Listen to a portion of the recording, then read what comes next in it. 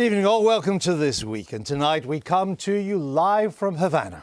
And we begin with breaking news. The flotilla of small boats carrying the latest batch of American refugees to a better life in Cuba has dropped anchor just outside the island's 12-mile limit, anxiously awaiting news that the People's Paradise is still the go-to place for those seeking to escape the ravages of capitalism, despite the sad death of El Comandante Castro.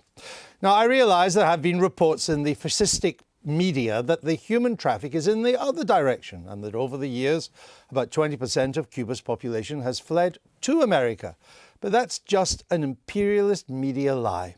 Those running dogs of journalism never explain that Cubans only ever end up in the US because they're always lolling around in their state-provided yachts off Cuba's beautiful beaches during their 12 weeks fully paid holiday, only to be swept to Florida by the hurricanes that regularly hit the Caribbean. After all, who would volunteer to go to America, where they can barely speak English, never mind Spanish, and where an ambulance will leave you bleeding in the gutter unless you can produce a platinum American Express card?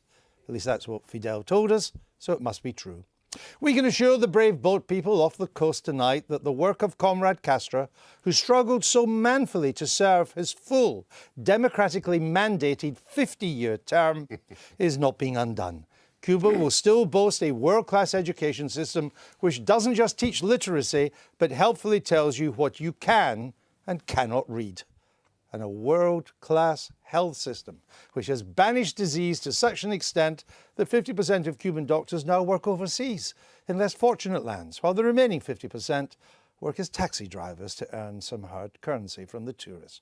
Oh, which reminds me, don't forget to bring the dollars. The pharmacy shelves are devoid of even the most basic of drugs like aspirin and antibiotics.